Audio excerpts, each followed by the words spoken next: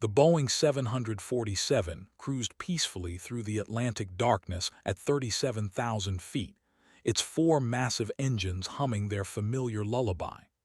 Inside the cockpit, Captain Marcus Kellerman adjusted his headset and glanced at his co-pilot, who was reviewing approach charts for their destination in London. Everything felt routine. Another red-eye flight from New York, another night of shepherding 300 souls across the ocean, while they slept in blissful ignorance of the complexity required to keep them alive at 7 miles above the Earth. In Seat 8A, Commander Vera Ghostwriter Nakamura sipped lukewarm coffee and stared out at the wing lights blinking against the void. 23 years of military service had taught her to find peace in moments like these, suspended between Earth and stars with nothing but thin aluminum and engineering prowess keeping death at bay. The other passengers saw her as just another middle-aged woman in casual clothes, unremarkable except for the confident way she carried herself and the small scar that traced her left temple, a souvenir from her F-16 days. She'd been flying combat missions when most of these people were learning to drive. 3 tours over hostile territory, countless hours of formation flying, and more close calls than she cared to remember. But tonight she was simply a passenger, finally taking that vacation her daughter had been pestering her about for months. London would be her first stop in a month-long European adventure, her first real break since retiring from the Air Force 2 years ago. The aircraft shuddered slightly, just a pocket of rough air, nothing unusual. Vera's trained ear caught the subtle change in engine pitch as the autopilot made minor corrections. She'd grown up around aircraft, learned to read their moods like other people read facial expressions. This plane felt solid, well-maintained, the kind of machine that could handle whatever the Atlantic threw at it. But at 2:47 a.m. local time, something went catastrophically wrong. It started with a sound that didn't belong, a wet, choking gasp that carried through the aircraft's intercom system. Then the plane lurched hard to the left, dropping 300 feet in seconds before recovering. Oxygen masks tumbled from overhead compartments as passengers jerked awake, confused and terrified. The intercom crackled with static, then cut to silence. In the cockpit, Captain Kellerman slumped forward against his controls, his face gray and lifeless. His co-pilot, First Officer Reynolds, stared in horror as he realized what had happened. A massive heart attack had claimed their captain instantly, and now Reynolds, barely 6 months out of training, faced every pilot's worst nightmare, flying a fully loaded jumbo jet across the ocean with no experienced captain to guide him. The plane's nose began to drop as Kellerman's dead weight pressed against the control yoke.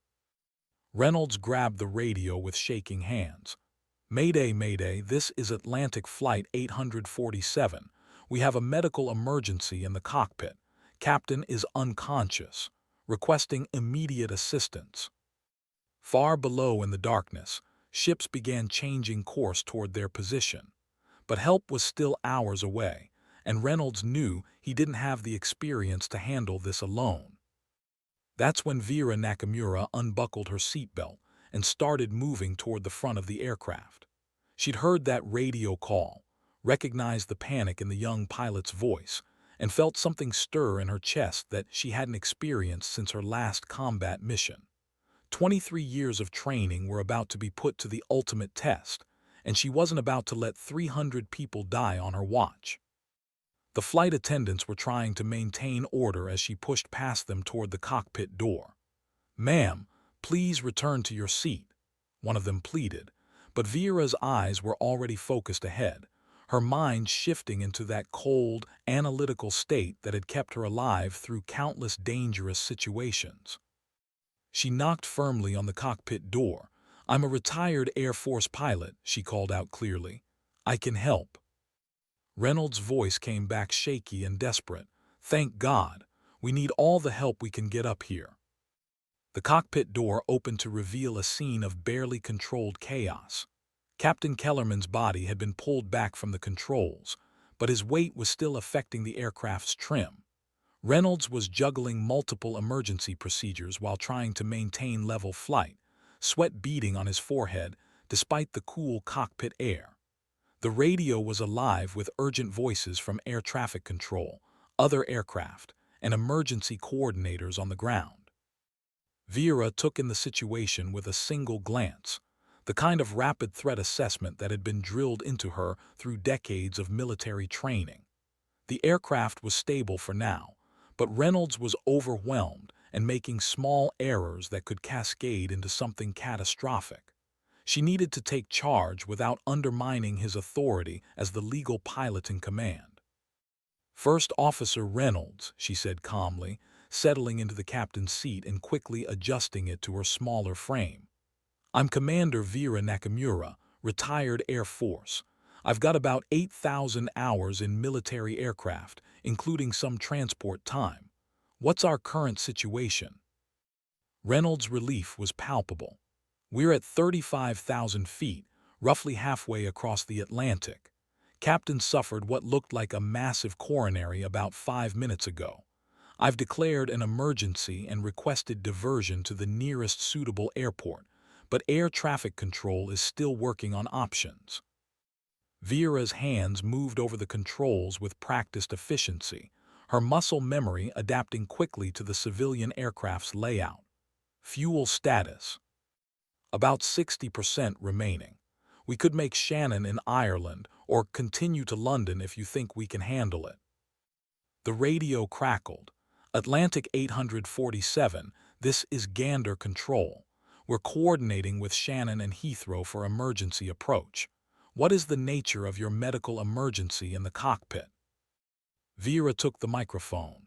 "Gander Control, Atlantic 847. This is Commander Nakamura, Air Force retired, assisting in the cockpit. Captain has suffered an apparent cardiac arrest and is deceased. First Officer Reynolds remains pilot in command, and we are requesting priority handling for immediate diversion to the most suitable airport for emergency landing." The pause on the radio was brief but telling.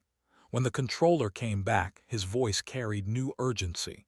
"Atlantic 847, understood. We're clearing you direct to Shannon Airport. Descend and maintain flight level 300. Emergency services will be standing by." As the aircraft began its descent, Vera found herself remembering her first emergency landing 20 years ago, an F-16 with hydraulic failure over the Nevada desert. The same cold calm had settled over her then, the same methodical approach to managing crisis. But this time, the stakes were different. Instead of just her own life, she held responsibility for 300 civilians who had trusted this machine to carry them safely across the ocean. Reynolds was handling the descent well, his initial panic giving way to focused competence. "Commander, I have to ask, are you current on commercial aircraft procedures?" "Not current, but the principles are the same. Keep the aircraft flying, navigate to safety, communicate with controllers. We're going to get these people home." The weather was deteriorating as they approached the Irish coast. Shannon reported winds gusting to 35 knots with intermittent rain showers, challenging conditions even for an experienced crew. Vera felt the aircraft buffeting in the turbulence and made small corrections to help Reynolds maintain their approach path. "Atlantic 847, Shannon Tower. You are cleared for straighten approach to runway 10. Wind is 080 at 28 knots, gusting to 35. Visibility is 3 kilometers in rain showers." The runway lights appeared through the darkness like a string of pearls laid out on black velvet. Vera could feel Reynolds tensing beside her as they configured the aircraft for landing. Flaps extended, gear down and locked, engines spooled back to approach power. The big jet wallowed slightly in the crosswind, requiring constant corrections to maintain centerline. "You're doing great," Vera said quietly. "Trust your instruments and keep your scan going. This bird wants to land safely." At 200 feet above the runway, a massive gust of wind grabbed the aircraft and pushed it sideways. Reynolds overcorrected, then overcorrected again, the aircraft's nose swinging back and forth as he fought to regain control. Vera's hands hovered near the controls, ready to take over if necessary, but she held back. Reynolds needed to make this landing himself, needed to prove he could handle the aircraft under pressure. "Easy," she murmured. "Small inputs, let the aircraft settle." The main landing gear touched down with a firm thump, followed immediately by the nose wheel. Reynolds deployed the spoilers and thrust reversers, bringing the massive aircraft to a stop on the rain-slicked runway as emergency vehicles raced alongside them with lights flashing. As they rolled to a stop, Vera felt the familiar mixture of exhaustion and relief that followed every successful emergency. The passengers were safe, the aircraft was intact, and once again she had proven that training and experience could overcome even the most desperate circumstances. But she had no idea that this emergency landing would become the most analyzed aviation event of the decade, or that her name would become synonymous with grace under pressure in cockpits around the world. The Irish authorities were efficient and professional as they processed the emergency. Captain Kellerman's body was removed with appropriate dignity, while the passengers were transferred to a terminal building for medical evaluation and rebooking on other flights. Reynolds submitted his official report, making sure to emphasize Commander Nakamura's crucial assistance during the emergency. Within hours, the story had leaked to international media. "Retired Air Force pilot saves 300 lives in Atlantic emergency," read the headlines, though Vera cringed at the sensationalized coverage. She'd simply done what any competent pilot would do in the same situation, applied her training and experience to solve a problem. The fact that she happened to be in seat 8A when Captain Kellerman suffered his heart attack was pure chance. But as investigators began reviewing the cockpit voice recordings and flight data, a different story emerged. Vera's calm professionalism under pressure, her instant situational awareness, and her ability to support Reynolds without undermining his authority revealed layers of expertise that impressed even veteran airline pilots. The aviation community began asking questions about her background, and what they discovered surprised many who thought they knew everything about military aviation. Commander Vera "Ghostwriter" Nakamura hadn't just been any Air Force pilot. She'd been one of the first women to fly combat missions in the F-16, with a distinguished service record that included 3 Bronze Stars and a reputation among her peers as one of the most skilled stick-and-rudder pilots in the service. Her call sign, Ghostwriter, had been earned during a particularly harrowing mission over enemy territory, when she'd managed to bring home a badly damaged fighter after taking multiple surface-to-air missile hits. The irony wasn't lost on aviation observers. While civilian airlines were still debating whether women had the physical and mental capabilities for airline captain positions, a retired female military pilot had just demonstrated textbook crisis management at the highest level. The contrast was particularly stark given recent incidents where male airline crews had made critical errors under far less stressful conditions. Dr. Sarah Chen, an aviation psychology researcher at MIT, began studying the Shannon incident as part of her research into human factors in cockpit emergency management.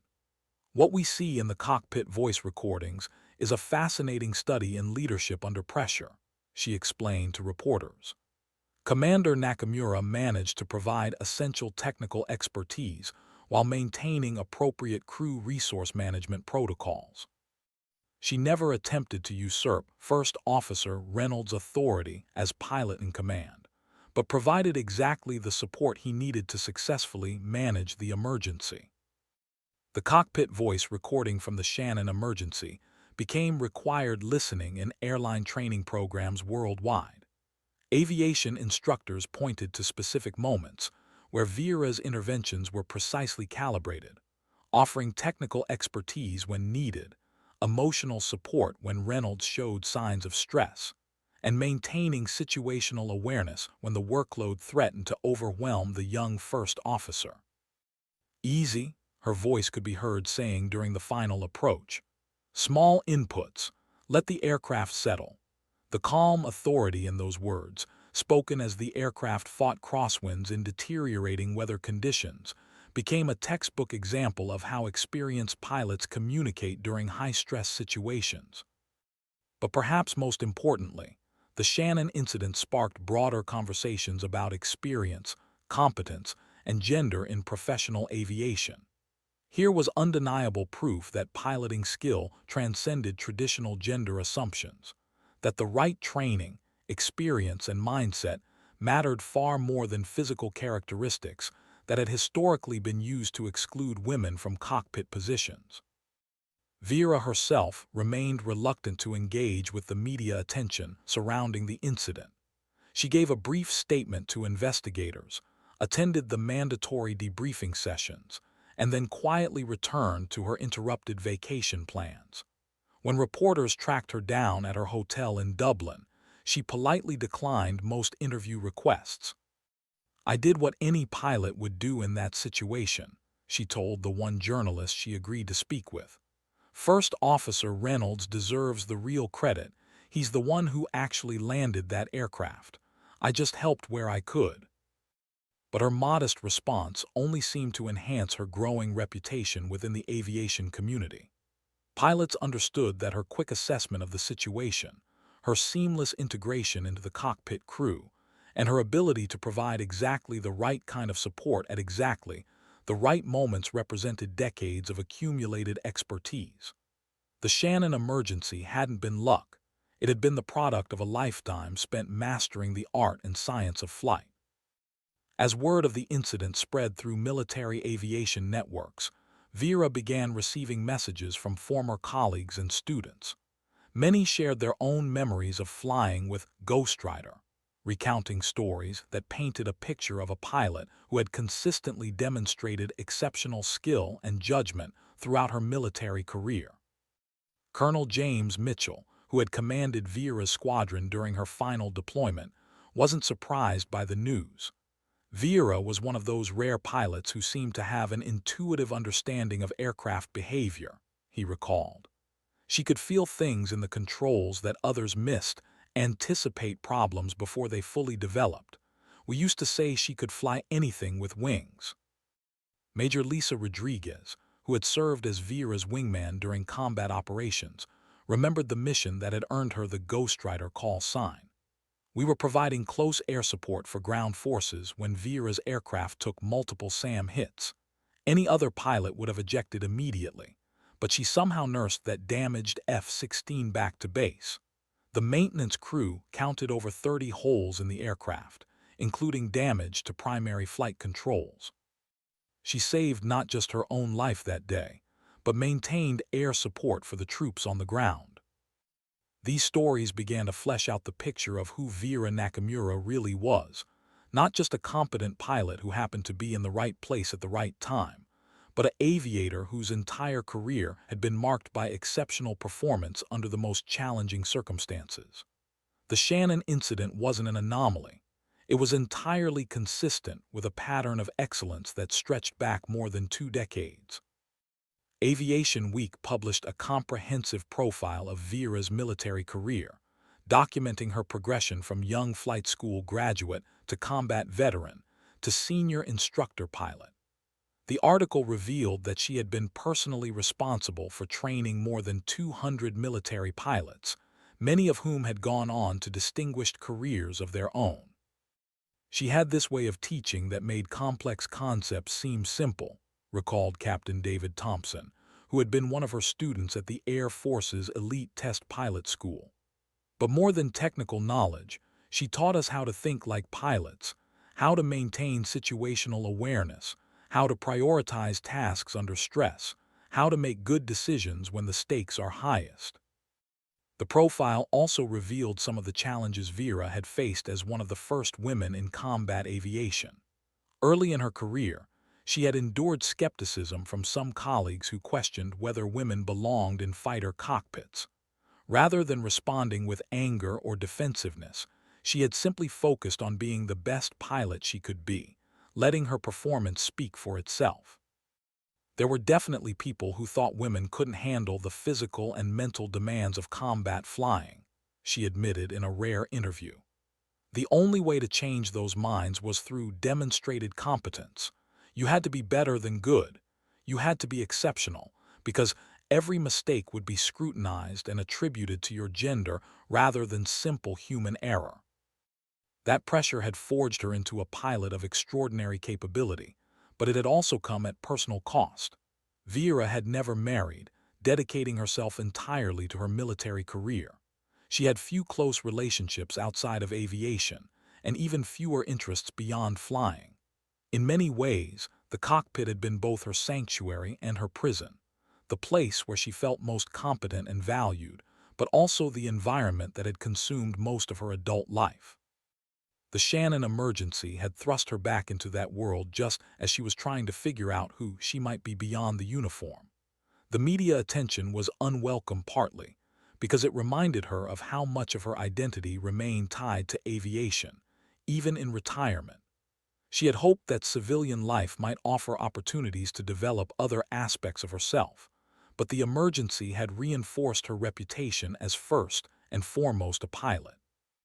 Still, she couldn't deny the satisfaction she'd felt in the cockpit that night. The familiar rhythm of crew coordination, the technical challenge of managing a complex emergency, the life-and-death responsibility of keeping an aircraft and its passengers safe.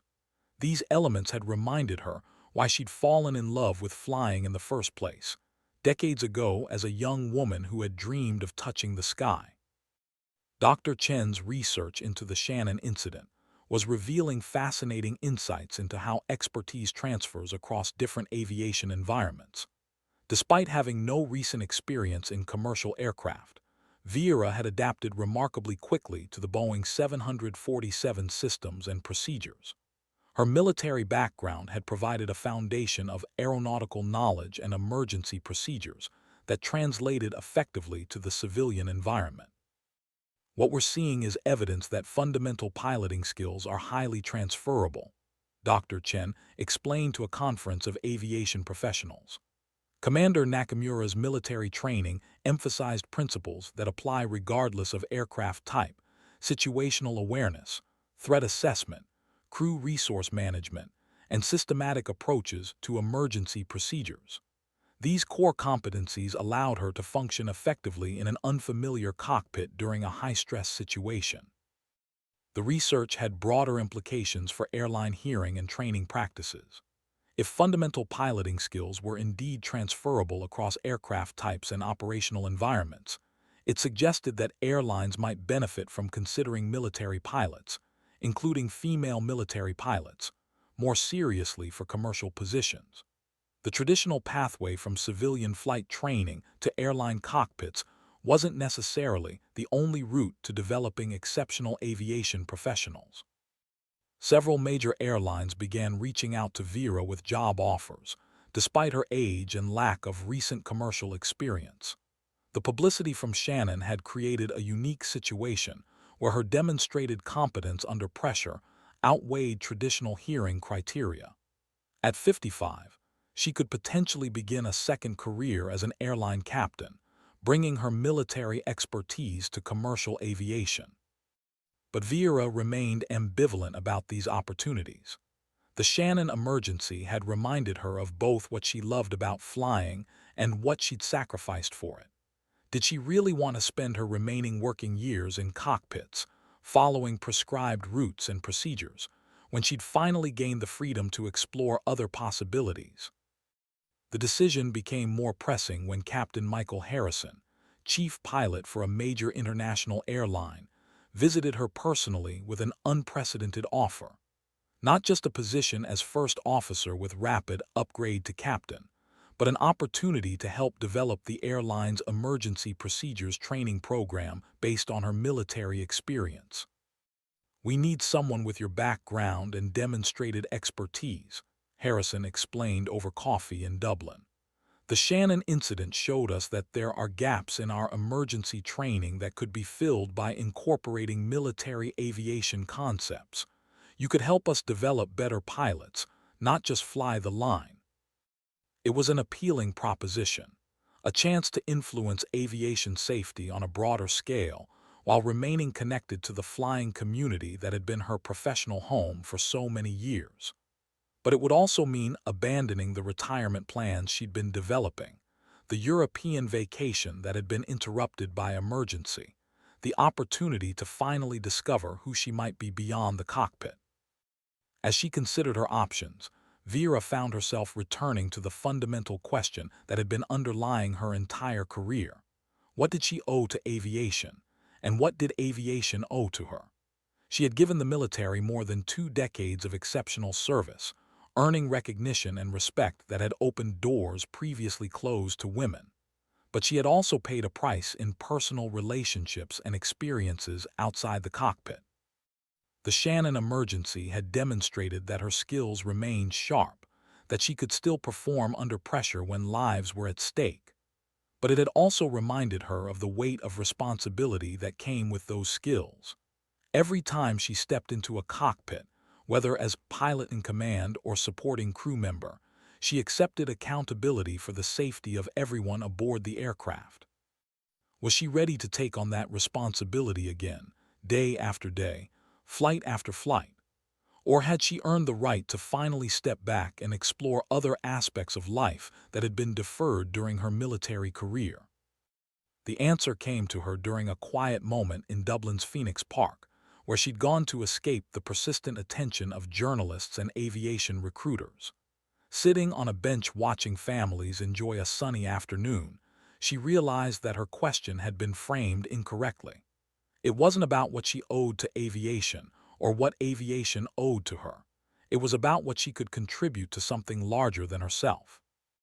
The Shannon emergency had shown her that exceptional skill carried with it an obligation to share that expertise with others, not necessarily by returning to full-time flying, but by helping develop the next generation of pilots who might someday face their own emergency situations. Her military training, her combat experience, and her demonstrated grace under pressure represented valuable knowledge that could benefit the entire aviation community. That evening, she called Captain Harrison and accepted his offer, not the flying position, but the training role. She would help the airline develop enhanced emergency procedures, curricula based on military aviation principles, sharing the lessons learned from decades of high-performance flying with civilian pilots who might never otherwise be exposed to that level of training intensity. It was a compromise that honored both her past and her future, remaining connected to aviation while building something new, using her expertise to improve safety rather than simply executing procedures developed by others. The Shannon emergency had reminded her of who she was as a pilot, but this new role would allow her to explore who she might become as a teacher and innovator. The decision felt right in a way that surprised her. For the first time since retiring from the military, she felt a sense of purpose that extended beyond personal fulfillment to meaningful contribution. She would still take that European vacation, but she would return to a role that utilized her greatest strengths in service of aviation safety. As news of her new position spread through the aviation community, the reaction was overwhelmingly positive. Military and civilian pilots alike recognized the value of bringing combat aviation expertise to commercial training programs. The Shannon incident had demonstrated the effectiveness of her approach under real-world emergency conditions, now that expertise would be systematically shared with hundreds of pilots who might someday face their own crisis situations. Dr. Chen, who had been studying the Shannon incident, was particularly excited about the implications. This represents a paradigm shift in how we think about pilot training, she observed. Instead of treating military and civilian aviation as separate disciplines, we're beginning to recognize the value of cross-pollination. Commander Nakamura's new role could be the beginning of a broader integration of military training principles into commercial aviation. The appointment also carried symbolic significance within the industry.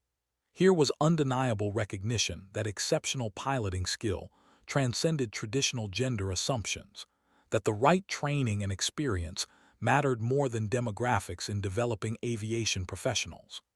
Vieira's journey from combat pilot to emergency responder to training innovator provided a compelling narrative about competence, perseverance, and the value of diverse perspectives in aviation. But perhaps most importantly, her new role represented an evolution in how the aviation community thought about expertise and experience. Rather than seeing retirement as the end of a pilot's contribution, her post-Shannon career demonstrated that exceptional aviators could continue adding value in different capacities, sharing their knowledge with new generations of pilots who would benefit from lessons learned in combat and crisis. The Shannon emergency had lasted less than 3 hours from Captain Kellerman's heart attack to the successful landing at Shannon Airport, but its impact on aviation training, crew resource management, and attitudes toward pilot expertise would be felt for decades to come. What had begun as a routine red-eye flight had become a case study in crisis management, a catalyst for industry change, and a reminder that competence and courage could emerge from the most unexpected places. As Vieira prepared to begin her new role, she reflected on the strange turns that had brought her to this point. 23 years of military service, followed by retirement and an interrupted vacation, had led to a few hours in an unfamiliar cockpit that would define the next chapter of her professional life. The Shannon emergency had been a crisis that revealed opportunity, a moment of pressure that had opened doors to influence and impact she had never anticipated. She thought about Captain Kellerman, whose sudden death had triggered the entire sequence of events. He had been a competent pilot with thousands of hours of experience, a man who had safely transported countless passengers across oceans and continents throughout his career. His final contribution to aviation had been inadvertent, creating the circumstances that would bring military training expertise into commercial aviation training programs. In her new role, Vieira would honor that contribution by ensuring that other pilots were better prepared for emergency situations, that the lessons learned from decades of military aviation would benefit the entire flying community. It was a responsibility she approached with the same methodical competence that had characterized her entire career, but now enhanced by a broader understanding of her place in the aviation ecosystem. The Shannon emergency was over, but its legacy was just beginning. In training centers around the world, future pilots would learn from the cockpit voice recordings, the decision-making processes, and the crew resource management principles demonstrated during those crucial hours over the Atlantic. They would study how experienced expertise could be effectively integrated into emergency situations, how calm professionalism could overcome even the most challenging circumstances. And at the center of those lessons would be the example of Commander Vieira, Ghostwriter Nakamura, who had transformed a routine passenger flight into a masterclass in aviation excellence. Her story had become part of aviation history, not because she had sought recognition or glory, but because she had simply applied her training and experience when circumstances demanded nothing less than her absolute best. Years later, when aviation historians looked back on the Shannon emergency, they would recognize it as a turning point, the moment when the aviation community fully embraced the idea that exceptional piloting skill could come from unexpected sources, that competence transcended traditional assumptions, and that crisis could reveal not just problems but solutions. The woman in seat 8A had been far more than just another passenger. She had been exactly the right person, with exactly the right skills, in exactly the right place when 300 lives hung in the balance. That was the real legacy of Atlantic Flight 847's emergency diversion to Shannon Airport. Not just a successful outcome to a dangerous situation, but a demonstration of how expertise, experience, and courage could combine to transform crisis into opportunity, emergency into education, and challenge into lasting change for the entire aviation community. The Shannon emergency had ended, but the story of Ghostwriter Nakamura was just beginning its next chapter.